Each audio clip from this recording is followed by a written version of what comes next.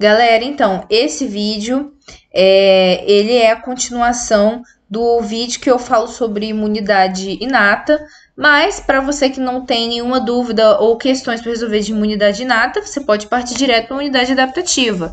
Repetindo, imunidade adaptativa é a questão da resposta específica que você adquire ao longo do tempo, né? Quando você é exposto ao corpo estranho. Nem me apresentei, né?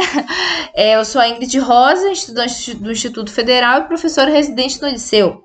Então é isso que a gente vai ver no plantão de hoje, tá? No plantão Enem. A primeira questão da PUC. Uma pessoa que tivesse seriamente comprometida a atividade dos plasmócitos teria problema com ou seja, é uma questão até curta. Eu tentei trabalhar a tonalidade, mas nem precisou. E é só para você complementar. Qual dessas alternativas complementaria corretamente a frase, né? Sendo que para você escolher, você tem que entender o que é um plasmócito. Se você não entender o que é um plasmócito, você não responde a questão. Afinal de contas, você precisa saber o que o plasmócito faz na sua atividade, ou seja, a função do plasmócito. Então, vamos lá. Antes da gente analisar, vamos entender aqui o que é um plasmócito. A gente tem que saber que as células envolvidas na imunidade adaptativa, que caracteriza como resultado a formação de anticorpos no final, são principalmente leucócitos agranulócitos, como eu falei com vocês, que a gente ia ver agora. O monócito não vou entrar, porque o monócito é um leucócito agranulócito que a gente viu lá na outra matéria. E nos leucócitos, eu dei um zoom aqui, né?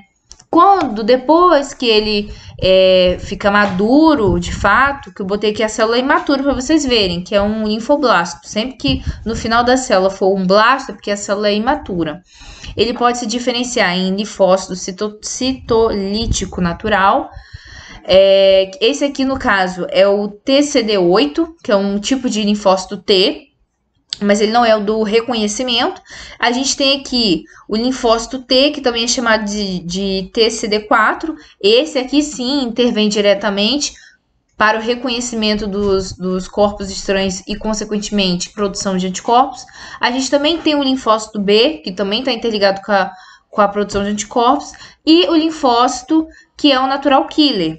Aqui a gente não vai aprofundar nem no natural killer, nem no TCD8, porque os dois eles têm uma função parecida, que é destruir, né, uma célula-alvo. Só que o natural killer, geralmente, ele está mais envolvido com a imunidade, com a resposta, né, inata, aonde ele tem uma célula-alvo, no caso esse aqui, tá? Olha para cá.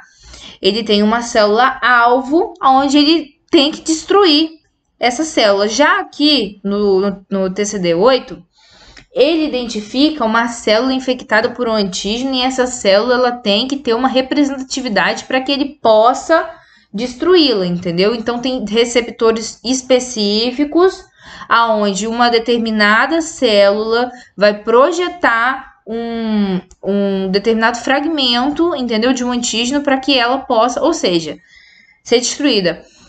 Tem uma diferença até por conta das fases, né, das respostas, onde tais células agem, que é diferente, mas no final as duas fazem a mesma coisa.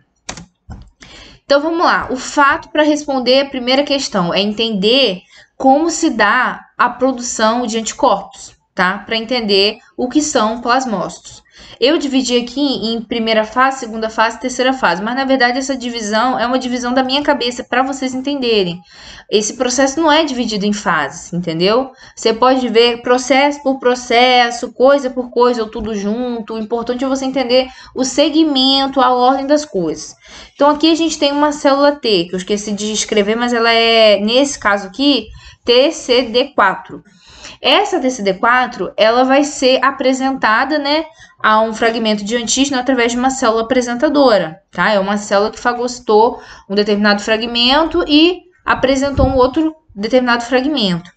Por isso, a partir disso, essa célula T, ela vai produzir citocinas. Aí tá aqui, ó, proliferação de citocinas. Ao seguir, essas citocinas, elas vão estimular tudo que está acontecendo para aumentar o potencial da resposta, né? Então, elas vão aumentar a presença de componentes inatos, que é a primeira resposta imunológica. Vai ter replicação de células B lá no órgão linfático, até antes das células B começarem a circular, elas vão replicar para poder ir de encontro às células de TCD4 e, obviamente, a replicação das próprias outras células de TCD4, entendeu? Porque um processo vai aumentando o outro.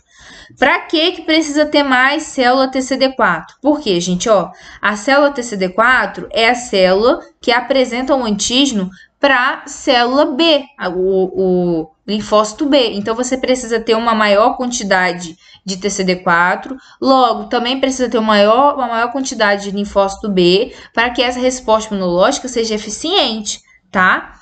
Aí, quando o TCD4 apresenta, né, o fragmento desse corpo estranho para a célula B, existe o quê? Essas células, elas vão começar a se especializar para tratar, para resolver aquela invasão. Então, elas, além de serem células maduras, porque essas células, ao chegarem nesse ponto, elas já são células maduras. A partir do momento que elas reconhecem, que tem várias formas de reconhecimento, várias não, mais de uma no caso, de reconhecimento do corpo estranho, elas também são especializadas. Ao momento que elas se especializam, elas vão se proliferar para resolver o problema, só que vão se proliferar de duas formas. Aí nós temos aqui, né, as células de memória especializadas. O que isso quer dizer? Que se, por exemplo, isso aqui for o caso de um tipo de gripe, eu vou ter células especializadas que logo, por exemplo, se eu me recontaminar, elas vão conseguir identificar através de seus receptores. Sendo que, como elas são especializadas, a estrutura delas foi formada para um determinado antígeno. Se eu pegar coronavírus, essas células de memória não vão servir de nada. Eu vou ter que passar por todo o processo novamente para células de memória especializadas para o coronavírus, para que isso seja formado. E aqui, do outro lado, a gente tem os plasmócitos, que seria a célula B na sua forma em maior processo, tá? Em maior ação, digamos assim. Por quê? Essa célula aqui, ela foi modificada para que ela possa liberar os anticorpos em si, as estruturas que nós chamamos de imunoglobinas, né? Então, é isso que a gente chama de plasmócito. E se a gente for voltar lá na questão, é exatamente essa estrutura desse tipo de célula B diferenciada, né, especializada, que libera o anticorpo em si, que a questão está perguntando, que vai só aumentando, né, para cima, e o tempo que vai só aumentando pro lado aqui. Beleza, tira um print, tira uma foto, vamos. Então, indo para as alternativas, nós temos letra A. O gráfico mostra os resultados do tratamento de uma pessoa a uma picada de cobra ou escorpião. Logo após o indivíduo receber o tratamento com um soro antiofídico específico, começa a produzir anticorpos, IgG e IgM. Na segunda exposição, o indivíduo produziu mais rapidamente os anticorpos por já ter sido imunizado anteriormente. Opa, prestem bem atenção no que eu vou falar para vocês, isso é para a vida. Se você só produz os anticorpos em si, se você tiver sido exposto a um corpo estranho que seja considerado um patógeno, um antígeno. Nesse caso aqui, qual é o erro? Não é só ele dar uma informação que não há no contexto nem a veracidade da situação, como o fato da picada da cobra ou de escorpião. É o fato dele falar aqui, soro antiofídico específico. Esse soro é composto de anticorpos já prontos para o problema específico. Ou seja, a pessoa ela não foi exposta a uma situação para que ela possa criar os próprios anticorpos dela. Vocês entendem? Ela recebeu nesse soro anticorpos já prontos, oriundos de outra forma que não é o corpo dela, para que esses anticorpos consigam diminuir a resposta imunológica dela e que ela não sofra tanto com todo o processo. Entendeu? Mas quando você recebe algo pronto, você não gera resposta imunológica. Então, o erro está totalmente errado quando ele fala assim, ó, na segunda exposição, o indivíduo produziu mais rapidamente anticorpos por já ter sido imunizado. Ele não foi imunizado. Sabe o que aconteceu no final desse processo onde o soro reagiu com o antígeno que achou no corpo? Esses anticorpos que ela recebeu, a pessoa, né, recebeu pronto, eles foram eliminados. Por quê? No nosso corpo, só fica dentro do nosso corpo aquilo que a gente produz ou aquilo que é essencial pra gente. Se a gente não produzir esse anticorpo, ele vai ter a função dele. Se a gente não tá utilizando, para que vai ficar? Tanto que pode ter a doença do soro e tal, que eu não vou entrar nessa questão agora, entenderam? Então, assim, essa questão aqui, uma pessoa que não entende do assunto ia errar, sem dúvida, mas vocês nunca mais vão esquecer disso, tá? Que o soro é um anticorpo pronto. Uma pessoa tomou uma picada de cobra, caraca, ela pode morrer em questão assim de minutos. Aplica um soro nela, o antídoto, né? Porque até ela começar a produzir os próprios anticorpos dela, ela pode já morrer, porque o processo vai ser muito forte. Aí o que vai acontecer? Ela vai conseguir se salvar, sim, mas provavelmente pode acontecer que ela não acarrete uma memória imunológica, porque ela não teve o processo para gerar memória imunológica, tá? Vamos lá agora, já eliminamos a A. B. Após a primeira exposição do paciente ao antígeno, ou seja, o agente inflamatório, o agente estranho, o agente extracelular, a quantidade de ambas hemoglobinas é praticamente igual. Porém, na segunda exposição ao mesmo antígeno, a resposta da produção de IgG é menos intensa. Olha só, galera. Nessa alternativa, você não precisa saber da matéria. Você só precisa saber entender gráficos. Se você olhar a curva, você vai ver que o IgG é mais intenso. A produção de IgG é mais intensa na segunda exposição. Então, B está errado. C. A resposta quantitativa na produção dos diferentes tipos de imunoglobinas independe do número de vezes que o indivíduo recebe o antígeno. Essa alternativa vocês também poderiam errar. Por quê? Falta de atenção. A palavra que está errada aqui quer dizer o independe. Porque quando você fala que uma coisa independe, é como se você falasse assim, ó, uma coisa não depende da outra. Isso aqui tanto faz, vai acontecer de qualquer forma. E se isso aqui tivesse correto, se as quantidades de IgG e IgM poderiam ser aleatórias. E não é o que acontece, tá? Vocês já sabem que na primeira exposição ao antígeno, as quantidades são sim parecidas, mas na segunda exposição, a quantidade de imunoglobinas depende sim do número de exposições. Na segunda exposição, a quantidade de IgG ela é maior. Por quê? Porque gerou uma memória imunológica, tá? Então, aqui, ó, o erro da alternativa C é a palavra independe, tá? Então, alternativa tirada. D.